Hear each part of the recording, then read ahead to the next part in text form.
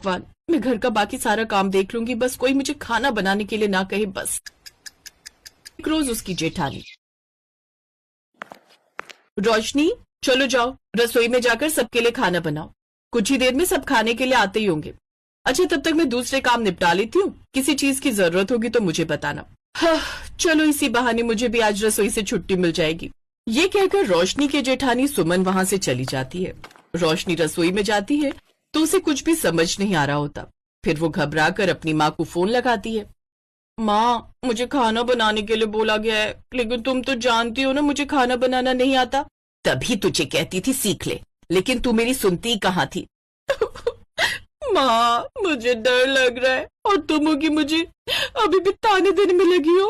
अच्छा चल, अब अपने मगरमच्छ के आंसू बहाना बंद कर। मैं ही कुछ देर में खाना बनाकर तेरे घर के पीछे आती हूँ, तू रसोई की खिड़की से खाना पकड़ लेना। कुछ देर बाद उर्मिला खाना बनाकर ले जाती है और रसोई की खिड़की से रोशनी को पकड़ा देती है।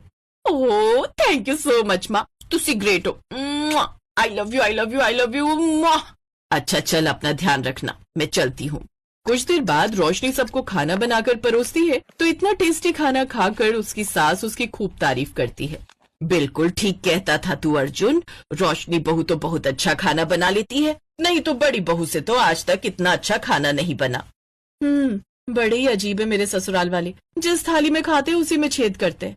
आज तक इतने सालों से मैं इन्हें बनाकर खिला रही हूँ तो मेरी तारीफ तो एक बार भी नहीं की। ठीक है माँ, अगर ऐसी बात है तो आज से सुबह शाम की रसोई रोशनी संभाल लेगी और खाना वही बना देगी और घर के बाकी काम सुमन देख लेगी। हाँ बिल्कुल सही कहा तूने, वैसे भी अब घर में दो दो बहुएं हो गई हैं तो वो अच्छे से सब संभाल लेंगी। छोटी बहू तू कल से रसोई संभालेगी और बड़ी बहू तू घर के बाकी सब काम करेगी। अपनी सास का ये फरमान सुनकर तो रोशनी हैरान ही रह जाती है। फिर रात को वो अपने कमरे में बैठकर सारी सच्चाई अपने पति को बता देती है। यही सच है अर्जुन, वो सब खाना तो माँ ने बनाकर भेजा था। सच तो यह मुझे खाना बनाना बिल्कुल भी नहीं आता। अब माँ जी ने रसोई की जिम्मेदारी मुझे सौंप दी, लेकिन मेरी तो ये भी समझ में नहीं आ रहा कि मैं खाना बनाऊंगी कैसे। ओह गॉड रोशनी, ये तुमने क्या किया? अगर तुम्हें खाना बनाना नहीं आता था तो सीधे सीधे कह देती, लेकिन अब इस तरह तो तुमने मेरी बेइज्जती करवा दी। मैंने तो घर में सबसे तुम्हारी इतनी तारीफ कर दी थी, लेकिन अब मैं क्या ही करूं? हाँ आइडिया, मैं माँ को सब सच बता देता हूँ, वो अपने आप तुम्हें खाना बनाना सिखा देंगी। नहीं नहीं नहीं नहीं नहीं, मैं नहीं चाहती कि ऐसा करके आप सारा भांडा फोड़ दो। आप टेंशन मत लो, जब तक मैं खाना बनाना नहीं सीख जाती ना तब तक मैं माँ से खाना मंगवा लिया करूंगी। अब तो ये रोज का ही हो गया। वो रोजाना ही अपने पति को कहकर चुपके से अपनी माँ के घर से खाना मंगवा लेती और सबको बिना कुछ बताए वो खाना परोसती। इस तरह सभी उसके खाने की खूब तारीफ करते। अब तो रोशनी को पका पकाए खाना मिल जाता तो वो सीखने की भी मेहनत नहीं करती। ऊपर से पड़ोस में मायका होने के कारण वो जब मर्जी उठकर वहां चली जाती। ऐसे ही सब चल रहा था। एक रोज घर पर कुछ मेहमान आ जाते हैं तो उसकी जेठानी उससे कहती है, रोशनी मैं जल्दी से बाजार जाकर सब्जी ले आती हूँ, तब तक तुम खाना बना लो। जी ठीक है भाभी। सुमन सब्जियां लेने बाजार चली जाती है। उधर रोशनी लगातार अपनी माँ को फोन करे जा रही थी, लेकिन तबीयत खराब होने के कारण वो सोई हुई होती है और रोशनी का फोन नहीं देख पाती। कुछ देर बाद सुमन बाजार से लौट आती है।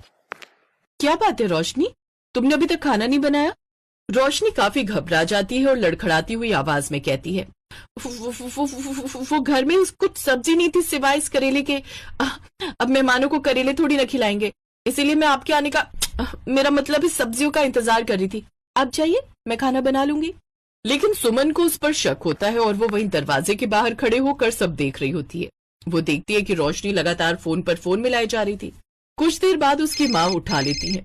अरे यार माँ कहाँ चली गई थी, पता है तब से कितने फोन कर रही थी। अच्छा अब जल्दी से ना कुछ अच्छा खाना बनाकर पकड़ा दो, वो क्या है ना आज घर पर मेहमान आए हुए हैं। अच्छा ठीक है, मुझे थोड़ा टाइम दे, मैं बना कर ले आती हूँ। लेकिन सुमन उनकी ये सारी बातें सुन लेती है। कुछ देर बाद रोशनी की माँ रसोई की खिड़की से उसे खाना पकड़ा कर जाती है। ओह तो ये सारा माजरा है, देवरानी जी अपनी माँ के हाथों का स्वादिष्ट खाना हमें झूठ बोलकर खिलाती रही। अब इसका भांडा तो मुझे फोड़ना ही होगा। उस वक्त तो सुमन किसी से कुछ नहीं कहती, लेकिन अगले दिन वो जानबूझकर अपनी सास को रसोई में बुलाकर लाती है।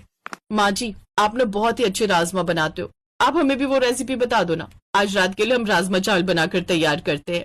अच्छा ठीक है, मैं बताती जाती हूँ, तुम बनाती जाओ।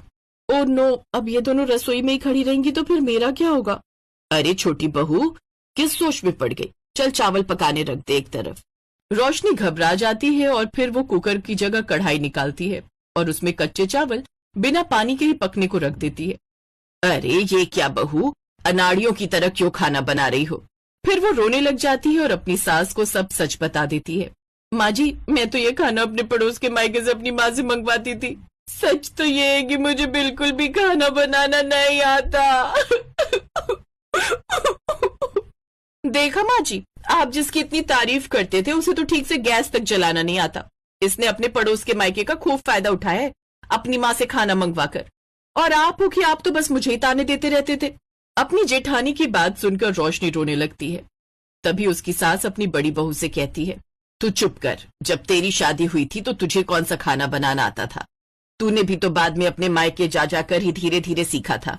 और रोशनी बहू, इसमें रोने वाली कौन सी बात है? आज से मैं तुम दोनों को खाना बनाना सिखाऊंगी। अब सुमित्रा अपनी दोनों बहुओं को खाना बनाना सिखाती है। कुछ ही दिनों में दोनों बहुत अच्छा खाना बनाना सीख जाती हैं।